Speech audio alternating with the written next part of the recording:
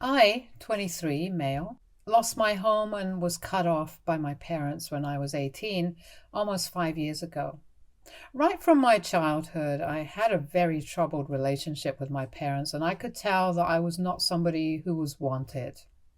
Whenever I was little, I would try to get them to love me and gain their affections. But when I realized that it was pointless, I stopped trying and started minding my own business instead. I think that change started taking place around the time of middle school or high school. By high school, I would only ever speak to my parents when I needed something and wouldn't bother them otherwise. It was not that I did not want to have a relationship with them, it's just that they had made it so obvious to me that they did not want a relationship with me that I felt bad even trying to bother them. When I needed something, even though I knew that I could not rely on anybody else, and I only had them. My dad was a pediatrician and my mom used to teach science in middle school, so they were both pretty good with kids. It's pretty ironic how they were great with other people's children, but not so much with their own. Anyway, by high school, I had decided that I was not going to bother to try and win them over. We led very separate kinds of lives, and I would barely even see them.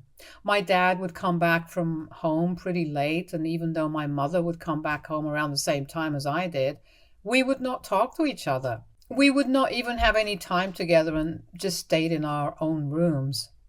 I'm not even kidding. It was like sharing a house with strangers, to be honest. We had the absolute bare minimum of interaction, and that was it. I also knew that for college I would have to find my own way because on my 18th birthday they had made it very clear to me that so far they had been there for me because, well, it was legally necessary for them to do so. But now, since I was no longer a minor, I had to start making my own way in life. And they made it sound like they were encouraging me to be independent, but I knew what it really was about. They just wanted me to stop depending on them. They couldn't care less about whether I was independent or not. I hadn't applied to any colleges at that point, since I had decided to take a gap year to try and build some capital. I knew that I would need money to survive, and until I had that, I couldn't even dream of going to college. So after I turned 18, I started looking for jobs, and soon enough I started working at a local supermarket. I did not get paid much, but it felt nice to finally earn something for myself. Unfortunately, my happiness was short lived since just a couple of weeks after I got that job, I had a new set of worries to think about. Shortly after I got the job, my parents announced to me that they were selling the house and I needed to start looking for a place. I had no idea what was going on the day that they told me that, and when I asked them why they were selling the house, they told me that they planned on quitting their jobs and traveling around the country with the money that they got. They told me that apparently they had been saving for something like this their entire lives, and now, since I had a job and I was old enough to live on my own, they did not have any responsibilities to worry about. So they were doing what they had planned, and they were giving me a heads up so I could sort out my life accordingly. That put me in a really difficult situation because I had just started working and I did not have enough money set aside to rent an apartment, not even if I had roommates to split it with. And I had barely started saving up money at the rate that things were going. Even if I lived on the streets, I still wouldn't have enough money to start college by the next year like I had planned. And my parents had dropped this bomb on me that I would be homeless if I didn't get a place of my own. I tried to talk it out with them and requested them to not sell the house and just put their plans on hold for at least a few months so I would have enough time to prepare myself and move out. But they were very stubborn and did not care about what I was going through. They told me that they had waited for this long enough and they were not putting off any of their plans anymore. And now, what I was going to do was my problem and not theirs. My mother told me, "You are an adult now. We don't need to take responsibility for what you do anymore. As for the house, that's our property, and we can do whatever we want with it. Where you live is not our concern anymore." These were her exact words. I still remember them because it was just so incredibly hurtful and frustrating. The day that we had that discussion, I ended up getting into a fight of a long time with my parents. And after that, I did not see them again. Neither did I hear from them, which is not surprising since I had known that they would never try to get back in touch with me once I had left. I told them they were terrible people and hoped only terrible things happened to them, since they would totally deserve it. I cursed them out, not even caring that they were my parents and much older than me. I just didn't care anymore since they were screwing me over without caring about what was going to become of me either. The problem was that even though I had left the house in a huff, I realized afterward that I had literally nowhere else to go. I did not have any family members who would be willing to take me in, since my parents hadn't exactly kept in touch with their families. Both my parents lived away from their respective families, and since they had never bothered to attend most family events and usually didn't even go home for the holidays, I did not have a strong relationship with anybody from my family either. I barely knew anyone. So it would be foolish of me to expect them to take me in, and I wouldn't be able to reach them either since we lived in a different state.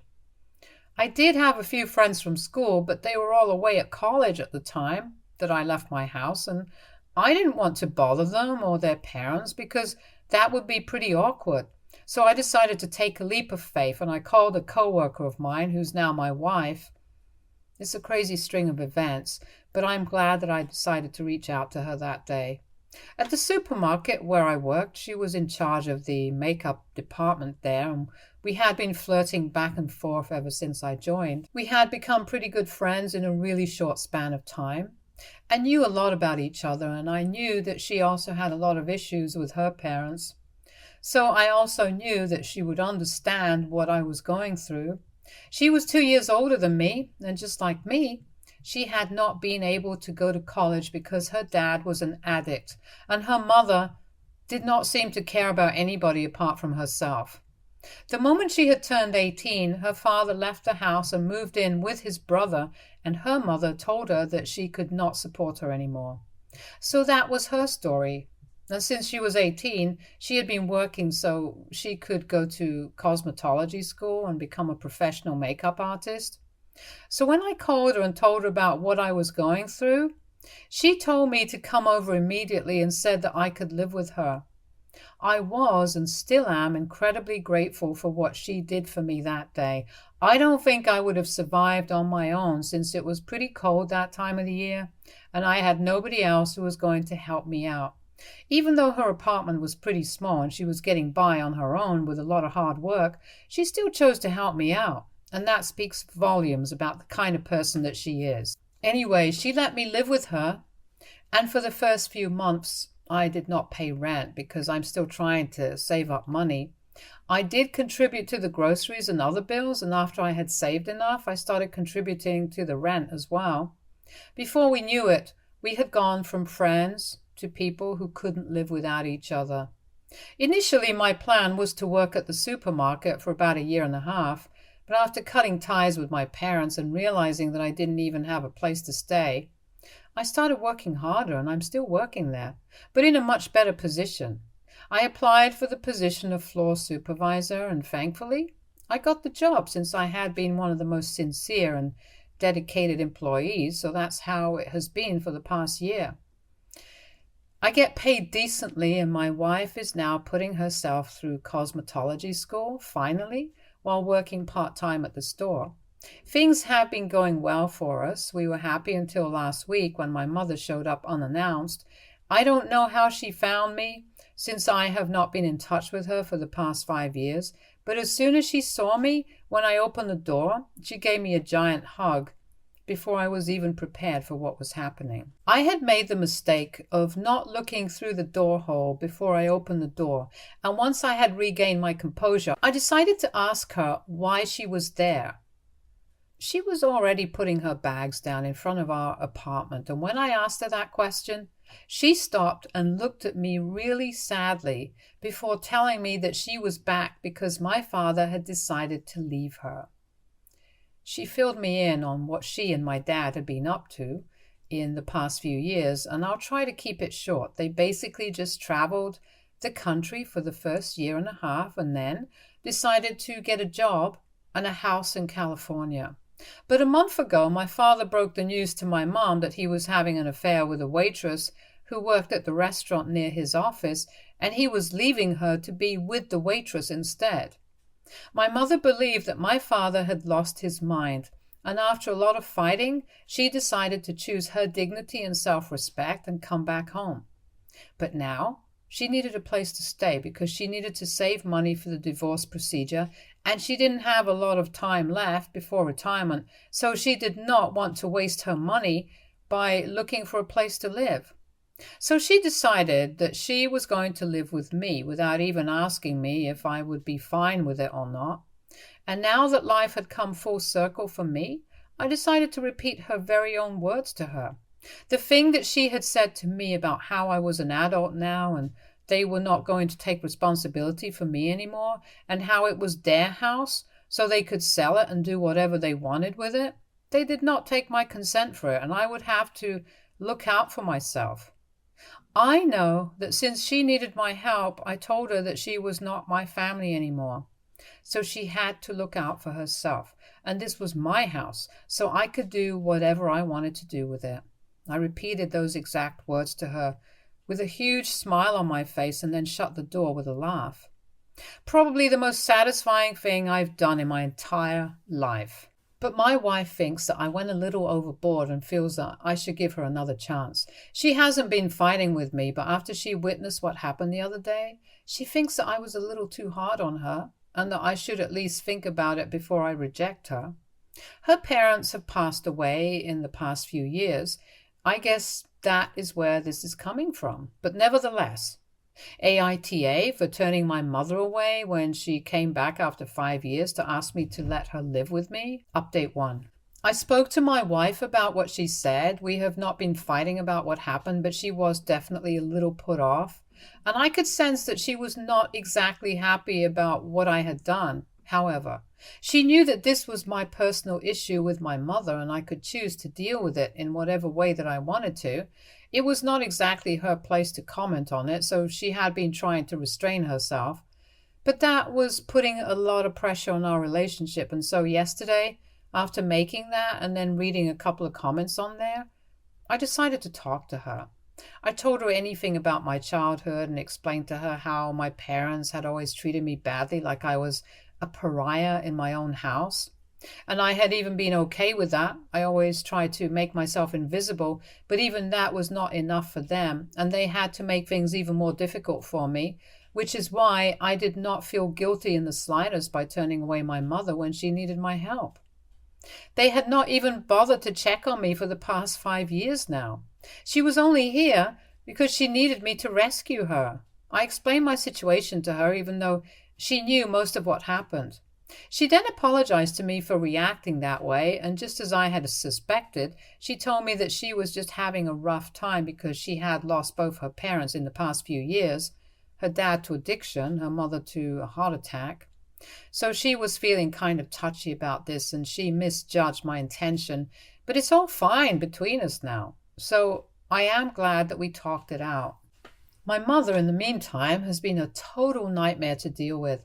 I don't understand why, but she has gotten it into her head that harassing me through social media will somehow make me more inclined to open up my home to her. She had a very easy solution, just to apologize to me and hope for the best. But being the narcissistic moron that she is, she decided that she was going to do everything wrong and see how that worked out for her. She started posting about how her son and her husband were treating her with unprecedented cruelty at this stage of her life, and she regretted investing so much time in both of us. She accused me of being just like my father and abandoning her when she needed it the most, not bothering to mention how she had literally done the same to me, if not worse. She has created a fake profile and has been tagging me, my wife, and all our friends and family in her posts. I don't even know how she knows so much about my life, like who I'm married to, where I live, and it's kind of creepy now because I don't remember telling her about any of this, and none of this information is public. My wife and I have private accounts on social media, so I don't know how she's getting any of this info. Everybody I know who has been tagged in those posts is trying to report that account and get it taken down. But we know that as soon as that account gets taken down, she will just create another one. I honestly don't want to report her to the police because it's just a lot of hassle, and both my wife and I are too busy for that right now. But if this goes on any longer, we will not be left with any other option but to do that. So I honestly don't know what to do right now. It's just really frustrating and annoying more than anything else. I just wish my dad would take her back or something so we would not have to deal with this nonsense. So far, it's just been annoying, and I hope that it stays that way because I don't want any real world impact of this. Update 2. So it has been 2 weeks now. My wife and I are still dealing with the repercussions of saying no to my mother after the post. She started escalating things to a new level. She started showing up at my store and would keep giving me nasty looks throughout the time that she spent there. Usually she kept showing up around noon and would spend about an hour and a half at the store, constantly looking at me angrily. But I did not care about it, and I tried my best to ignore her altogether because that was the best way of dealing with her. I did not pay any attention to her for a week, and yesterday, I guess she finally realized that there was no point in trying to intimidate me like that. And once again, she did the absolute opposite of what would get her in my good books once again. Yesterday, she did not show up at the store, and I was kind of relieved because I thought that she finally wouldn't bother me again when I left the store after my shift was done. But she was waiting near my car. She did not look angry, surprisingly, just upset, and I felt kind of bad for her because she looked much worse than when she had shown up at first. I don't even know where she is staying for now because as far as I know, she cut ties with most of her friends here when she left. And if she's trying to save money, a hotel would probably be too expensive for her anyway, but I did not ask her because it's none of my concern. Anyway, once I got near my car, I tried to ignore her and get in, but she stood in my way till the very last moment and kept telling me that she needed to talk to me. Finally, I gave in after 5 minutes, and I asked her what exactly was it that she had to say to me now after all the nonsensical things that she had done. So she started crying, and I was not even talking calmly or quietly. I was talking full-blown wailing. She literally burst into tears when I asked her and couldn't even bring herself to talk. So at that point, I started getting a little concerned. I don't like my parents. I really don't like my mother, but I am still a human being, and I knew that she was hurting. There is no other explanation for the way she was behaving, so I tried to calm her down and told her to sit in my car with me so she could compose herself and then we could talk. Had it not been for her little outburst, I probably would not have asked her to sit in my car and talk to me. I think that was necessary for me to mention after the last update, that lots of people have called me very unwelcome names just for being human, so I'm just making it clear the reason that I have not contacted the police or a lawyer yet is purely out of humanity, and also because there are a few practical reasons. It's a lot of trouble, effort, and money. Not everybody has that kind of time and cash to spare, so that's why I haven't gotten into any of that. Anyway, once she was in the car, it took her a while to calm down, but then she finally started telling me that ever since they had moved to California, my father had been acting really weird, and when she found out about the affair, she was shattered. She had only come back because she couldn't bear to be in the same place as him anymore, since it reminded her of how much he had hurt her. And she was relying on me to help her out because, truth be told, she didn't even have any money. She had to borrow money from a few of her friends in California to even make the trip here. She had quit her job several years ago when she started traveling with my father, and then she had never worked again. When they were in California, she did not have a job, so she had been a stay-at-home wife and had been counting on my father for money.